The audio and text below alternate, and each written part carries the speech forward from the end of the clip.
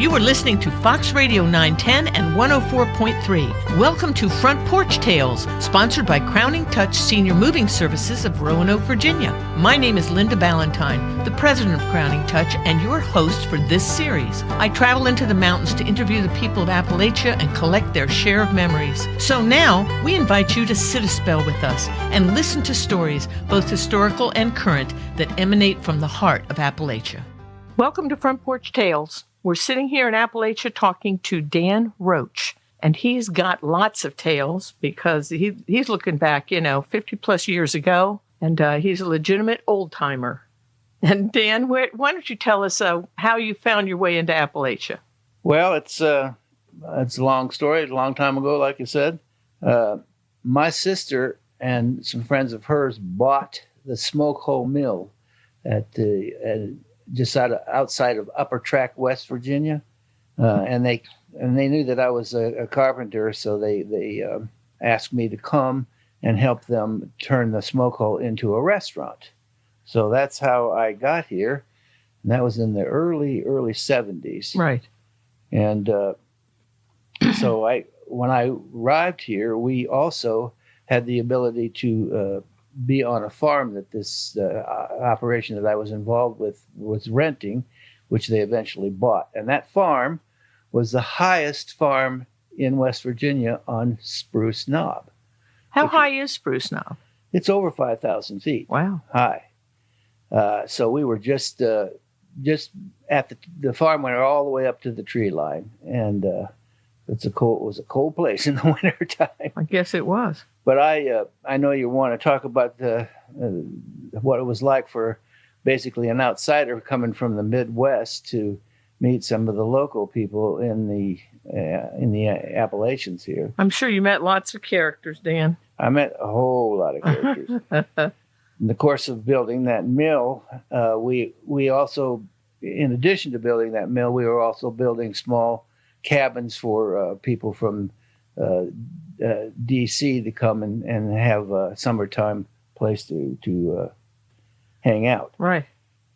One of those places was a way up on the top of the mountain, and in order for them to have a nice cabin with a view, there was about 10 acres of trees up there that we had to remove. Wow. Me and George was my friend at the time. And those 10 acres were not big trees. They were mostly pulp trees. So we turned in for several months there. We turned into pulpers, basically, which was a local thing. Yeah, lots of people make a living out there doing that, don't they? Yeah, and so that was the reason I was going to talk to you about that, was because it sort of was my first encounter with the local people who, like I said, a lot of them were pulpers. And one day we were taking our load of pulp in, and before that we took it in, our bulldozer, the forks that we were loading the pulp with on our 2-ton truck broke down, and we took the pulp in with like half a load. Right. And we were, you get in line with the rest of the pulpers to sell your pulp. And I was in line, and I was talking, and there's a big burly guy standing in front of me, all muscled up and, been pulping probably his whole life. And I said to him, I was a little embarrassed that I only had half a load of pulp. And I said, well, we would have had a whole load, but the forks on our bulldozer broke down. And he looked at me and said, boy, I wish I had a bulldozer. And I realized that guy did it all by hand. Wow. And I was in the wrong business. But that didn't last. And we went on to work on that mill, which eventually turned out to be for nothing because the flood of '85 blew that whole mill away down the river. Wow. That's sad. So... because you were renovating an actual old mill, correct? It was an historic place. It was a historic place. Yeah, that's sad. I sandblasted all the beams and painted the outside of it, but it was to no avail. Wow. Of course, the 100-year flood would have to come. We can sort of laugh now, but it had to have been heartbreaking. Yeah. But talking about getting involved with the locals, there were several opportunities for that. Obviously, when we were doing what we were doing, and I remember Bob Bennett, who was a local sawyer in Circleville, West Virginia. All this first stuff that I did here was in West Virginia. And a sawyer is? A sawmill guy. Okay. He had a sawmill. He had, in his lifetime, he told me, I don't know if it's true or not, but he told me that he'd sawed over 2 million board feet. Yeah, I bet it if you spent your life doing it, I guess. And when I met him, he was old already, so he had retired from that. But he had a lot of wisdom. And when our bulldozer would break down, we would go down to him and get some ideas and help and parts and all that. Mm-hmm. And I'll never forget, one day we went down there and we had some obscure part. It was a John Deere bulldozer, I guess. And we had some obscure part on that dozer that had broken. And he had a warehouse that was probably 60 feet long and 30 feet wide. And you couldn't actually walk into the warehouse. It was so full of parts and junk. And he said, "Oh, I've got one of those." And he climbed over the top of the stuff, way back into the back of that thing, and said, "Oh, here it is." And I marveled at that, because I don't know how in the world he knew exactly where that part was in the back of that huge warehouse. I bet there wasn't a lot of light in there either. No light. None of those it wasn't people, lit at all. No, none of those places, old timey places, had good lighting. Yeah, so that was quite an experience to do things with him. He was a neat guy. He had a lot of tales himself to tell. What a great resource. Yeah, he was a good resource for us, and he kept us in business, actually, because wow. we broke down all the time, whether it was our truck or our bulldozer or something. But talking about having encounters with the local people, there was several people in that area that were really characters. Well, tell me some more stories.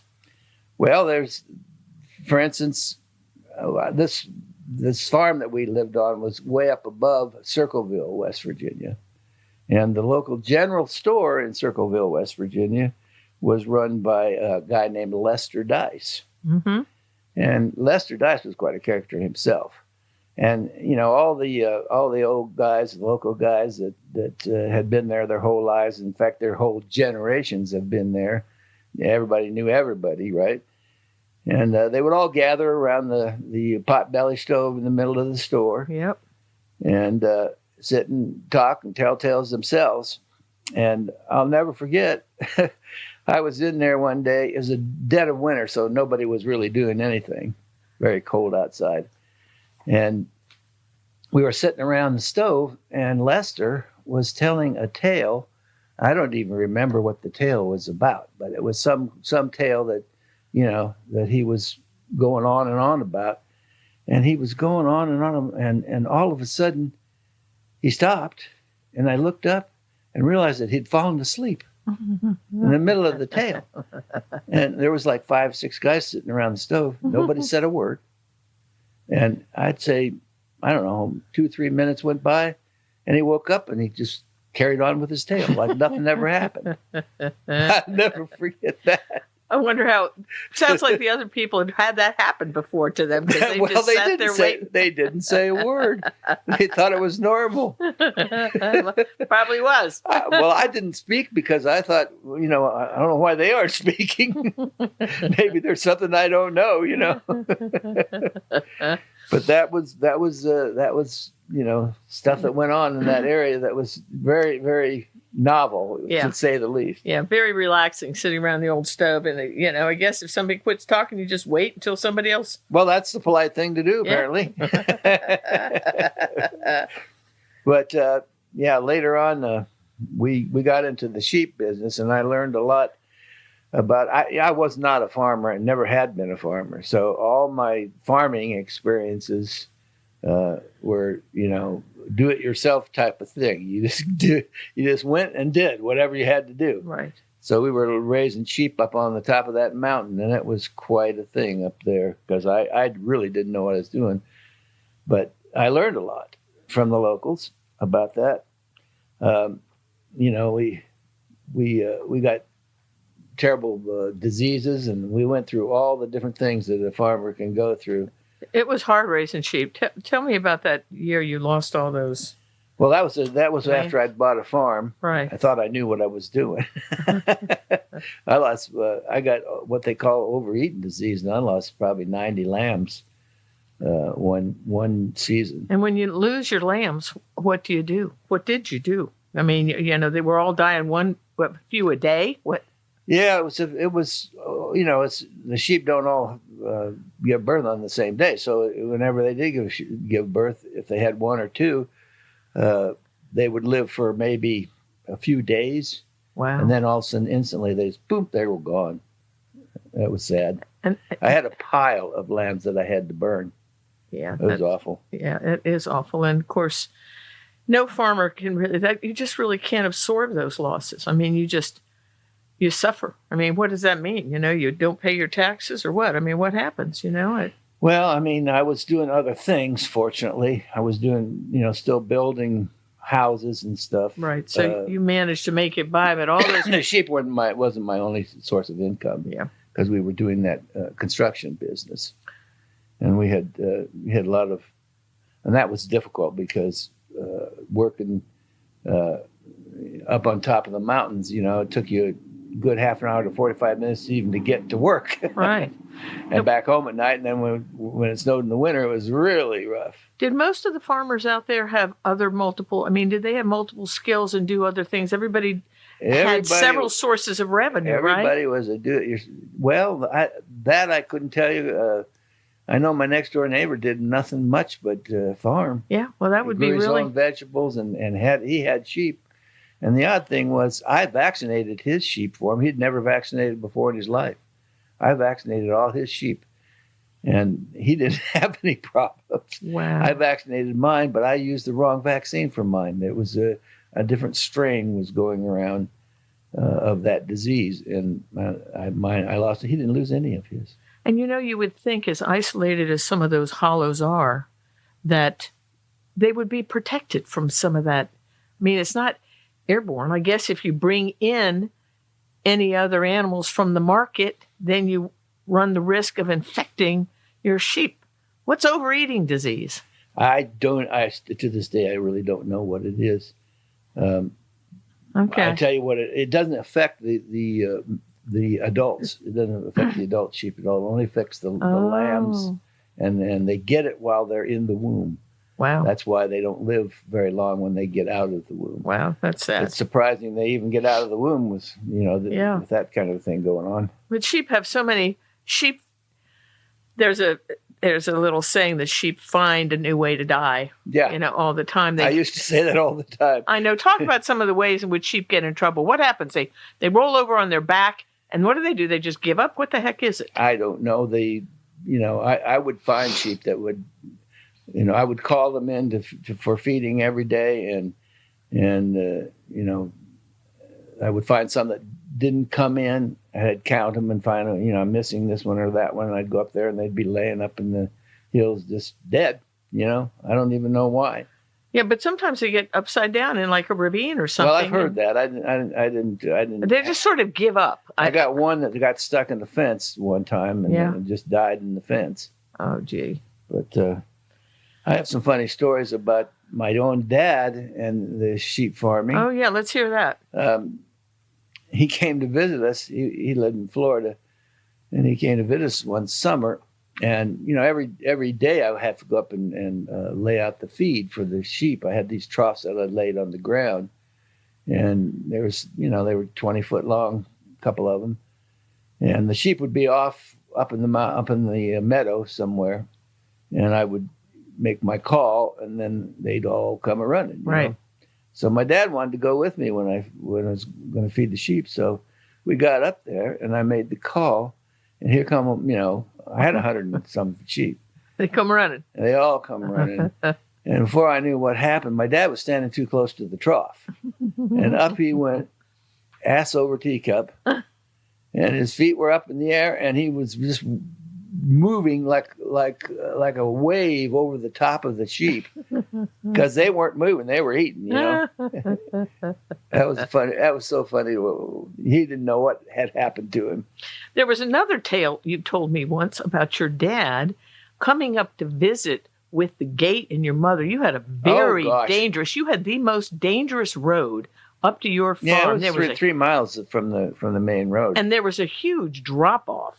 Yeah, down off of this dirt road. If you stayed in the ruts, you were okay, but then there were gates along the way. Tell that story. Well, they were leaving. They were going back to Florida, and they had everything packed up, and they had their little Toyota station wagon or whatever. And they got down to my main gate, and my main gate, you stop, you get out, you open the main gate, and then you get back in the car. The gate will stay open, so you just open it and then you drive through. That's what I do every day. Yeah, just drifts open because it was that way. Yeah. And so my dad got out, and my mom was sitting in the passenger seat, and he opened the gate, and she thought she would help him by drifting through the gate. Well, right after the gate goes downhill very steeply, like you said. And so she reached over and, she didn't reach over. She just, the center console drive thing, she put it in drive. Uh-huh. But then she went through the gate. Of course, she couldn't stop because she had no brakes. Oh, dear. Oh, dear. So my dad watched her go through the gate, down the hill. Then there's the creek down there. And, it went over. Her whole car tipped over right into the creek. Fortunately, it was practically dry at that time of the year. Wow. So... but it totaled their car. I bet that scared the heck out. Oh, it scared the heck out. And because that hurt my mom too. She got some injuries from that. Wow. I remember, and then that road was hard even on horseback. Your farm was a lot like my farm. Yeah. In that, you had to bring hay up one bale at a time through big drifts. Yeah, and that was another issue that I had with my sheep. Yeah, feeding animals in the hollows. Here's the thing. Like I told you, I was a novice. I was not a farmer, didn't grow up as a farmer. I grew up in farm country, but I was in the city in farm country, so I didn't know anything. And I had miscalculated what kind of a winter it was going to be, so I didn't have enough hay for my sheep. Right. And fortunately, I had horses. So I ran out of hay. And just as I ran out of hay, a huge snowstorm came through. Wow. And it was up to the horse's belly, deep. That wasn't unusual for that mountain area where you were. That's right. Because it was close to Spruce Knob. Right. You could see Spruce Knob from my farm. But what I had to do every single day for the rest of that winter time, I had hay brought in to the road down below, which is 3 miles down. And they dropped it off for me, but they couldn't come up the road because it was crazy road, Right. It was crazy. Through Nelson Rocks, which is now a favorite climbing spot for climbers. But so I had to go down with my horses every day and strap bales of hay to them and bring them up on a trail, through the snow every day. Big learning experience. Yeah, for the old stupid city boy. It was hard even after you'd made the trail. I remember trying to blaze trails with our horses and then try and stay in the same path when I had to, leave my farm, and it was always treacherous. Yeah, and I learned one of the other things I learned because I didn't have much money then. In fact, I was, dirt poor basically. Right. I learned how to shear sheep the hard way. Tell me about that. Well, the hard way is the old way because I didn't have any money to buy electric shears and all that. Plus, we didn't have any electricity up by the barns. So I had in the old farmhouse and the old barn, the old log barn, was a set of shears that you crank. Right. You grease them up and you crank them, and that makes the shears work. So you need somebody cranking. So you need somebody cranking, right? And you need somebody shearing, right? But it's not like electric shears. It's this. Is it hydraulic? Is that how it worked? No, it works completely by the crank shaft. Okay. There's a shaft that goes right to the shears, and it's like an elbow shaft. There's several elbows. Oh, okay. Okay. So that you can maneuver your way around the sheep. Okay. And I had a friend who I still Facebook him a little bit, who was going to crank for me. And then I sheared. We actually took turns shearing because wrestling sheep is a hard job. Well, this is it's a hot time of year when you're shearing. Right. It can be pretty hot. And you wear out. I mean, it's a lot of work because you're holding the sheep down and you're trying to shear them. Of course, we bloodied up a few sheep before we learned how to do it. But here's the funniest part of this story. What? When you're shearing, you have to put the ram away because he gets all worked up. And I had put the ram in the log barn, okay? And we sheared all day. We were dead tired. You shear and you stuff them in a big bag. And you just, we were sweating bullets by the time it was all over with at the end of the day. But at the end of the day, I had totally forgotten I had put the ram in the barn, in the log barn. Yeah. And I was going to put some stuff away, and I opened that log barn, and he was ready to come out, and he hit me in the belly with full strength and flattened me and then ran over the top of me, left me laying there on the ground. You didn't deserve that after a hard I didn't feel like I deserved it. After a hard day's work. That was a heck of a way to end the day of shearing, I'll tell you that for sure. Well, I bet that knocked the wind out of you. Oh, yeah, knocked the wind right out of me because he hit me right in the I'm sure. solar plexus, so to speak. Jeez. He should have given you more respect. Yeah. Tell me about the fellow who you went to go visit him and he was under his truck. Oh, you're talking about Henry Vint. Yes. Tell me about him. He's another character. There's another local character. Oh, Henry Vint was quite a character, really. And what happened was, well, there's several stories about Henry Vint, but the first time I met Henry Vint, this is when we had just rented that 380 acres with a farm on it where we stayed. And, we were just moving in basically. And I was driving up the road. His farm was just below our farm. So he's way up there on top of the mountain as well. And I noticed this old pickup truck, really old pickup truck with the side of the road. And I hadn't seen that before. And then I noticed as I was driving up on it that there was some feet hanging out from underneath. And I said, well, that might be my neighbor, I guess. And so I stopped and I got out of the car and he started to climb out from underneath his truck. And I told him who I was and where what we were doing there and all that. And he was interested. And while I was talking to him, I was leaning on the edge of his truck and I looked in the window and I thought, when I first saw him, I thought, oh my God, he's hurt himself because he was red, looked like red blood all over his face and on his beard and down the front of his shirt. And I said, oh my God, are you all right? And he said, yeah, I'm fine. He didn't even know what I was talking about.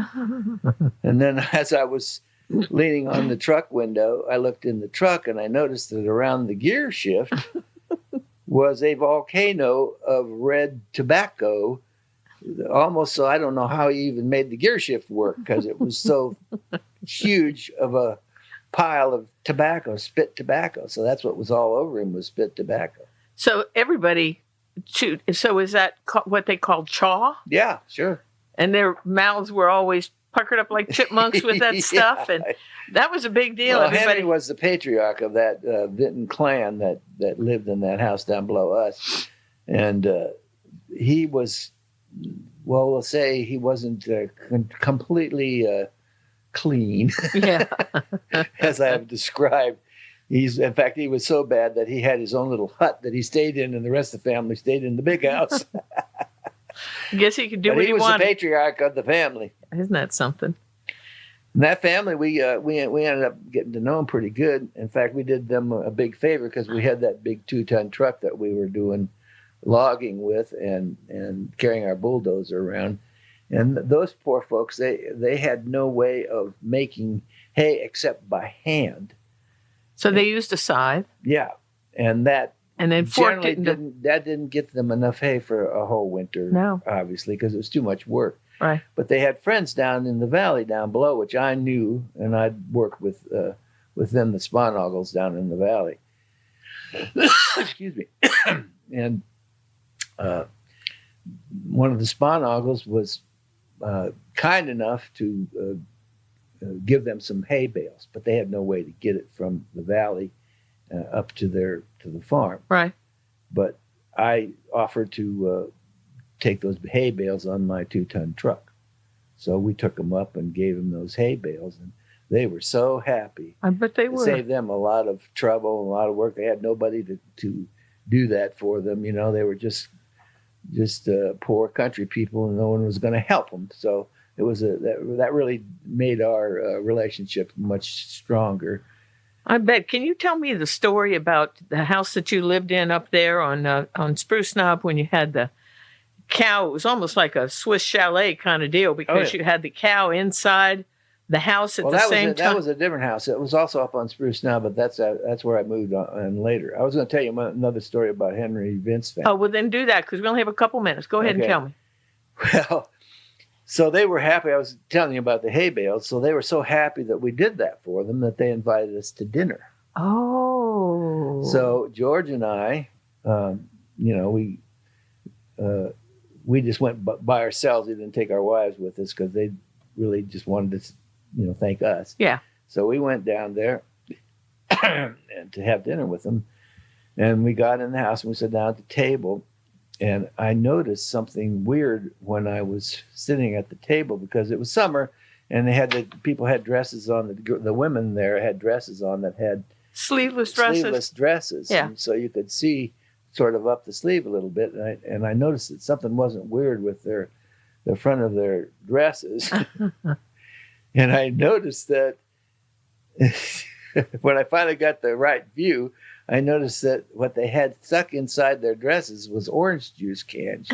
In other words, they were propping themselves up for company, I guess. Trying to make themselves look attractive. I guess. I never did figure out why they would have done that. Well, they were trying to give themselves a little more shape because I think they were trying to appeal to you. I guess so. But orange juice cans was what they had. Yeah, they were all giggly too, so... I guess you're right. Oh, gosh. Oh, that is funny. That's a funny story. But, it is so sweet. Everybody out there is so gracious, and you do a little favor for somebody. Oh, yeah. And everybody. They're your friend forever. They are. And, and they want to invite you to dinner and they want you to sit at the table with them. Well, Danny, I'm going to have to get back with you. Let's follow up with some more Front Porch Tales for next week. And we'll pick up and... Okay, because I just got started. I know. We'll catch up with you. All right. God bless you. Thank you so much. All right. Bye-bye. You've been listening to Front Porch Tales, courtesy of Crowning Touch Senior Moving Services of Roanoke, Virginia, the only moving company with a consignment shop, auction house, and real estate division. We are a one-stop shop for any senior making a move. Check out our website at crowningtouchusa.com. Or if you are planning a move, call Anna at 540-982-5800 to arrange a free estimate. Our consignment shop is open Tuesday through Saturday, and we accept items on appointment and offer pickup and delivery. And don't forget to check out our monthly browse and bid auctions at 6712 Williamson Road, Roanoke, where you can bid online on over 1,700 items each month. Meanwhile, let's get back together next Friday at noon for more Appalachian Tales from the Front Porch on Fox 910 and 104.3.